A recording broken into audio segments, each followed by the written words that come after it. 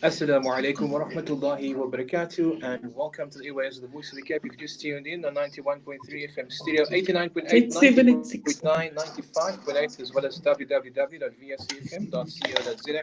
My name is Muhammad Fasih Peterson, and of course, we're coming to you live on 91.3 FM stereo, 89.8, 90.9, 95.8, as well as www.vscfm.co.za. And of course, this is our program, focusing on gender-based violence. So tonight we will be discussing matters pertaining to gender-based violence once again. And as we had last week when we opened the discussion, we mentioned that we're going to be looking at this topic with the root cause in mind. We're going to be trying to understand where gender-based violence comes from. We'll be trying to understand how we can address it, should I say, at grassroots level. And as mentioned, Auntie Najma Nisa and Auntie Jasmine Khan will be our guests this evening once again as we explore this topic. We welcome your comments on 072-238-0712. You can SMS us on 47913 this evening. But we first greet my guests, Auntie Jasmine and Auntie Najma Nisa. Assalamu alaikum and welcome. وعليكم السلام ورحمة الله وبركاته. شكرا. And are we giving you Auntie Jasmine? Assalamu alaikum. Wa alaikum salam, Muhammad Fasih. It's lovely to be back on the show. And assalamu alaikum to the listeners. It's a pleasure having Auntie Jasmine and Auntie Najma Nisa with us, alhamdulillah. And tonight, again, speaking about a very important topic, I think that whenever we discuss gender-based violence, we take a superficial viewpoint and we never try and delve into exactly why things are the way that they are and try and find ways to really solve the problem at grassroots level. We're always just looking at government, we're looking at the police services, we're looking at imams, we're looking at committees, masjid committees, or whatever people we see in authority to help us solve these problems. But we never really take a look at the root cause as to why these things persist in our community.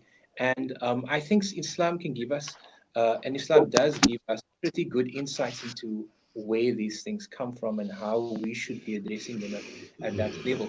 So, Auntie Najma, Nisa, okay, Auntie Jasmine, before we start getting into anything else, in terms of our focus for this evening, how will we be proceeding? How will we begin to tackle this topic, inshallah? Auntie Jasmine? Okay. Is it okay? That's fine. All right. That's fine. Muhammad Fasih, there's always a huge hue and cry in the public sector about gender-based violence, but we don't seem to take any cognizance of the fact that in thousands of homes, violence is being perpetrated, not necessarily physical, but psychological, mental, financial, social violence, emotional violence. And I've already had a few calls since this program started about women who want to know what they can do about it. So hopefully, inshallah, Najma Nisa and I will address this this evening. We will be doing the how to prevent the whole thing in how we raise our children, not just boys, but also girls. But there are actually women listening right now who want to know what it is that they can do when they are in an abusive situation.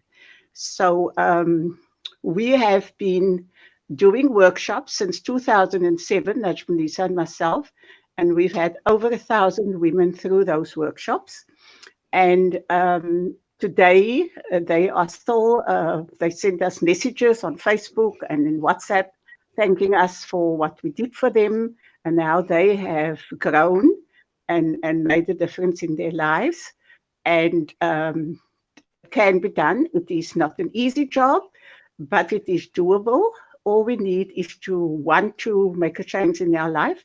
You know, Allah says in the Quran that I will not change the condition of a people unless and until they change within themselves. So we need to find out what it is that is within ourselves that is making us vulnerable to this kind of behavior. And that is the starting point of the journey, is to go within. Over to you, Najmulisa. Shukran so much, Jasmine. Vasir, I'm very glad that we have you as a male, first of all, as a presenter, and that guides us on the radio side of things, because you are young, you are a male, you are been on the radio and been exposed to media things, and you see the news and all of those kind of things, and you look at us and we're two old little grannies, great grannies for that matter. We have been through the mill, and we have also been young and married and started our lives off and having children and things. So I've got so much wallahi experience and insight to things, but it's not always that we've been taken serious, and it's okay, we don't mind that. We have the ones that takes to us and that goes with us. And the beautiful part for me is to see the illumination of the people and the ladies and men with Allah's qudrat that have been through the workshops, but also the individual counseling, the couple counseling, and the actual method. There's like a formula that a person would say that you have to apply to your life and to your marriage, in your relationship, and also out of your life in your other relationships and works and places and so on. Then that formula, wallahi, is guaranteed to work for you if you follow the formula. And as we all know, for 18, 19 years since the domestic violence bill has been passed, I started off with NICRO in Mitchell's Plain, working with these kind of situations, seeing brutal cases coming through with the network opposing women abuse, working at the courts, writing out interdicts, getting women off the street, getting women out of parks that's been dumped there, horribly abused. And that was the start of my life, of seeing these things. And that made me realize that how vulnerable are these women to attract these weak men, for that matter. So you only attract a weak man that needs to show power in different kinds of ways. If he cannot show the power in his manly, gentleman kind of way. So then yes, please come in. I would love you to come in. I just want to ask the question because what we've seen is an increase, a rise in gender-based violence in the last, should I say, 20, 30 years. I don't have the numbers in front of me, but significantly, stats are coming out all the time. And even in this period of lockdown, significant numbers of gender-based violence have been reported. Cases of gender-based violence have been reported. But can we say, has there been a correlation between that and the shift in terms of the financial situation in homes? Because we find now more and more women are becoming the earners. The women are becoming the breadwinners. And there is a challenge in the sense of masculinity in the home. We find that the question has been asked, what is masculinity anymore if a man is not providing for his family? So does that factor go hand in hand with the increase of gender-based violence? Vasir, thank you for that question. Jasmine, you can come in here. As far as our experience goes, since the bill has been passed 19 years ago, the bill has been abused from time to time by certain people, or women for that matter, for each and every little thing, or taken advantage of. So it makes the bill really like very weak, and it doesn't stand for it anymore. And you've seen that the actual domestic violence have increased. It doesn't really say that it has increased. There's just more transparency to it now. It's always been there. It's been there as long as mankind has been in existence. And the patriarchal idea of a man that have been painted over the years is what women have raised men with, or the couple have raised their male child with. And the understanding that you need to take control, you need to support your family, you need to have a job, you need to go and study, you need to be something in life, you can't this and that and the other. So these are voices and words that cuts very deep, and it stays in the subconscious mind of the child. And the subconscious mind you have no control over. So if you come into a situation, the values that you've learned from your parents or you've seen in your home, you're going to apply those values because that's all you know how to do. But if you go and you see, this is my challenge, like the formula that we have, Jasmine knows very much about it, the formula that we can apply, Of course, we know it's the Quran and the Sunnah, but often we find men saying, oh no, for me it's the Sunnah, I can marry another wife. But how many other Sunnahs is there that you can apply in your home as well, that the Prophet ﷺ has portrayed to us? Like, for instance, he had a wife that was in power. He had a wife, his first and only wife for very long. And she was a ruler. She was been married before. She had children and she was in charge. But real men don't feel intimidated by financial status of women, because at the end of the day, Allah has given the man a certain position and a woman a certain position. They both came into the world the same way, but for two different roles, and they're supposed to complement each other. So why do we find that women is in a role that they have to raise? Really, it's puzzling for me to see that the jail is full of males majority, and there's a lot of widows outside here that's looking for men. There's too little men for all the women, and so men can take 3, 4, and 5 wives, and yet the little men that we have is so-calledly the ones that is harming the world and destroying the mere essence of a woman that carries the rahim, the mercy of Allah. And he can plant his seed anywhere that he wants to, but it will not germinate if it hasn't been planted. And that same woman is the one that he used to plant his seed in and to germinate and then give him a beautiful child after that. So the confusion comes of what must he feel of worth and what must he think of her as worth. And Jasmine can give us the phrase that she often used within the workshops and things, inshallah. Yeah, talking about this, Islam is often accused of being a patriarchal society, but it's not just Islam that's patriarchal. The whole world is patriarchal.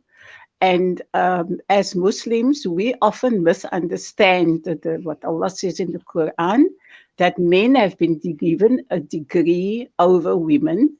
But the reason for that is because they are supposed to protect the women and support them. And I don't know whether this is a genetic thing that has come back from pre-Islamic times, when men used to bury their girl children. I don't know whether it's stamped into their DNA that they have this respect for women as a rule. And I'm actually going to stick my neck out here, and I'm going to say that I have this perception, and I think Najmunisa shares it with me, that with any relationship between a man and a woman, there is that it may not be very evident, and it may be deep down in their subconscious, but there is this little bit of a disdain for women because they are weaker, because Islam treats them differently. And I'm amazed actually that that Muslim women, they are so competent. They run businesses. They are doctors and lawyers, and they strut the corridors of corporate world. But when they get into their home, they fold up like a little bit of a handkerchief. And I know handkerchiefs are out of fashion these days, so we'll use a tissue. The point is that have they inherited this thing because of the girl babies who were buried, that they feel that they are worthless? And we need to remember all the time that whether we're a man or a woman, we are a creation of Allah. And Allah did not create us to be punished. We punish ourselves. And I feel that this disdain that men have for women, it translates into disrespect, which then destroys the woman's self-esteem and self-worth. And, Muhammad Fasih, the reason for this program is that Najmunisa and I have this message for the women. If you are in an abusive situation, like I said, look within yourself. What is it that you can change within yourself? Because what can never change somebody else's behavior. You can only change how you react to that behavior and how you're going to respond to it. So I'm actually now collectively with Najmunisa, I'm saying to the women out there who are listening, if you're in an abusive situation, sit back, reflect, breathe, and say to yourself, I am a divine creation of Allah, and I don't deserve this. So speak up about it. Let us get together and do something about it. inshallah. Inshallah. Sure. Fasih? I just Muhammad want Fasih, what to do you have to say to that? I just want to say at this point, I probably get a lot of WhatsApps, and this is not a man bashing session. This is not an opportunity for us to No, say I that was just going to come to men are, that. because I know I'm going to get a lot of WhatsApps, guys saying, yeah, but not all men. I didn't abuse my wife. But what we're trying to say is, what we're looking at is those men who do abuse, those men in relationships who do abuse, and if we are saying the numbers are as high as they are, we're saying that the problem is as big as that. And so that needs to be addressed because it's a growing problem. There are more and more cases being reported, meaning more and more men are abusing, more and more men have become aggressive. And we can see this even at high school, where in the past, males used to protect females. And now we see males actually carrying out acts of violence against females in schools. I just thought of something that you said about the men WhatsApping you. Maybe the men who are not doing these, perpetrating these atrocities, maybe they can get together and try to install their values into these other guys. This may be a good idea, Najmunisa, when we eventually run a workshop. Yes, to get the men. I want to focus more on the millennium children, the people like Fasih's age, is getting married now and got married. I've got a 27-year-old grandson that's got 3 children already. And I remember he was our first boy that came into the family. We have 5 daughters before him. And shame, I felt sorry for him because the girls in his life, the women in his life really gave him a tough time in explaining how does he treat his sisters. So boys naturally play rough. It's normal. But is the mother or the father conscious of those things and saying, my dear son, girls have been, his bodies are differently created by Allah than what yours is. Yours is built tougher with more muscle structure, a lot more muscle structure, and women's are more for luxury. It's a different texture that their bodies are being made of. So when you do play around with him, just be a little bit more gentle. And he was a young boy when we started saying this to him. So we were maybe even too strong by saying that even if you are married one day, women are crazy. They can provoke you and they can hit you and can throw you with things when they go crazy. So there is an underlying problem, and it's the underlying problem that we want to address and come to. It's no use getting an interdict against my husband because he violated my rights as a Muslim woman or as a woman, or he financially abused me or verbally abused me, because that is more rife. The physical abuse is something that can heal and can hide, but the labeling and the emotional abuse is stuff that destroys the mere molecules in the endocrine system of any being, the self-worth of the person. But it originates from a value. If the man has seen that is the value in my home, that is the value of my mother, that's the value of my father, that is how things needs to run and to go. And it's sad to say, and women must please forgive me, I'm not a man veteran. I'm still very much married and I adore my husband, and my 5 son-in-laws as all my sons, alhamdulillah. But there is a certain amount of respect that needs to be within a marriage. And if that respect is not there from the beginning of the relationship, then you two need to go for help and find out how can we get that kind of respect or that level of respect in our relationship. The voice of Auntie Najmunisa Solomon. We also have Auntie Jasmine Khan online. Tonight we're speaking about gender-based violence once again, and not just talking about it as a subject, but trying to find the real solutions. And we're looking at the origins of gender-based violence, where it starts. And so where we want to go next, Auntie Najmunisa, is just right back to the beginning.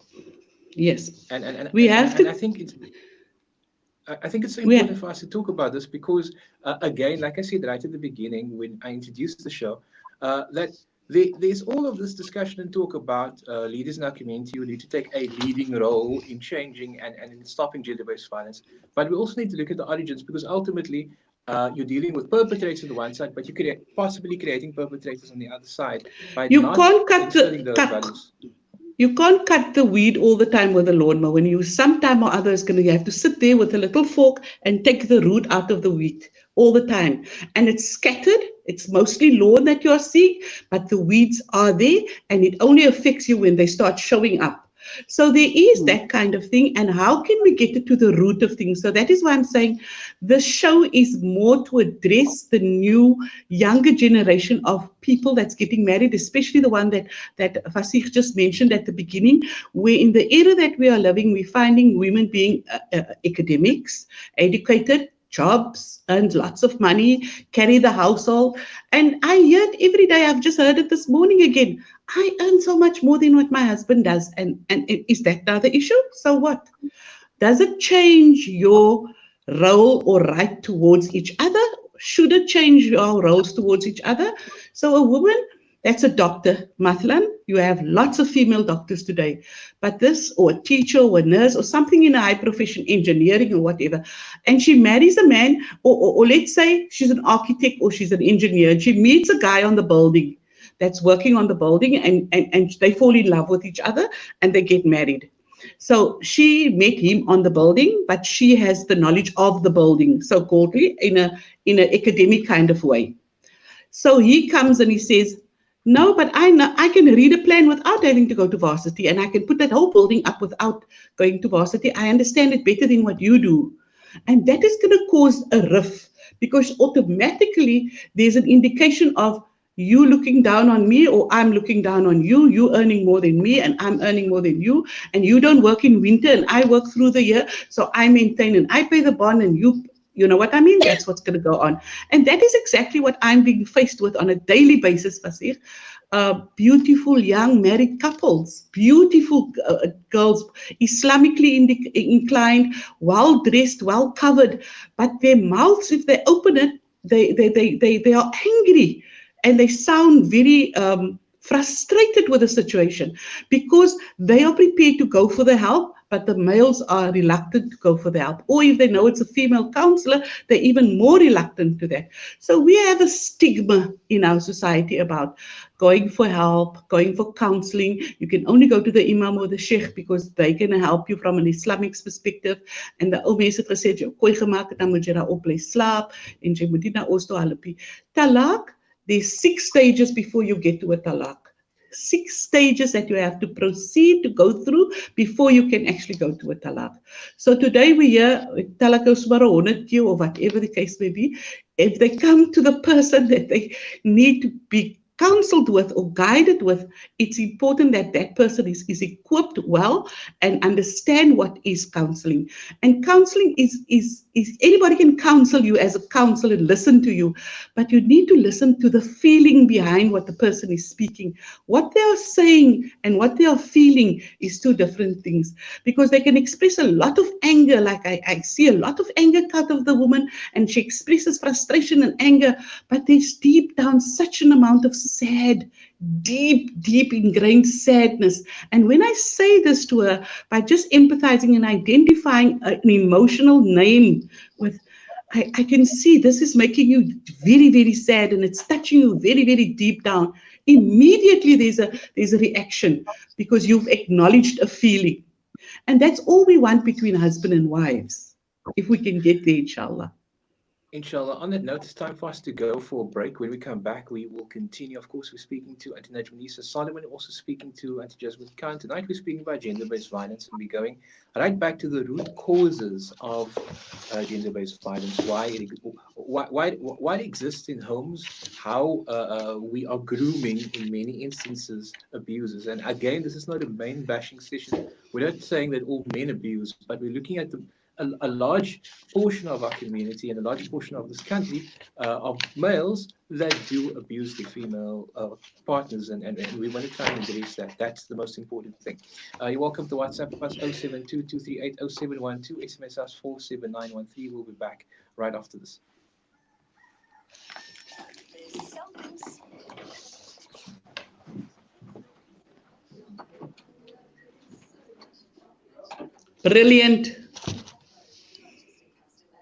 Brilliant book to read and to know what the caliber of women were at that time. I hope I'm not on air.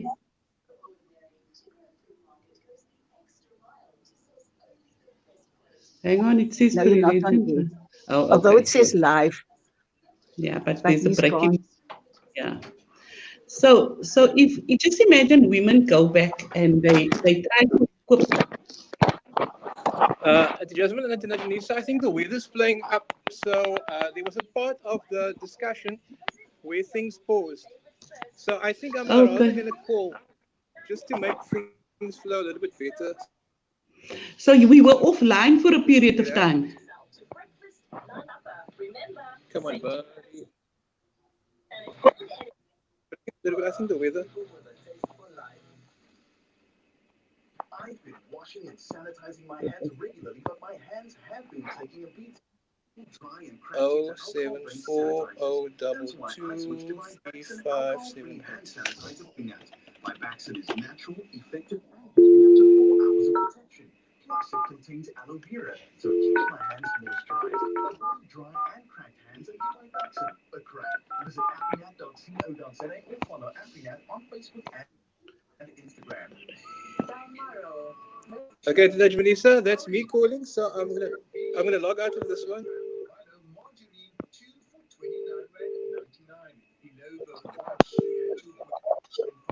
Okay. Salamat Najmanisa.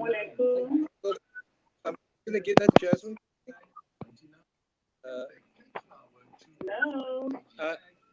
Auntie Najmanisa, sit down, please hold for me. Okay.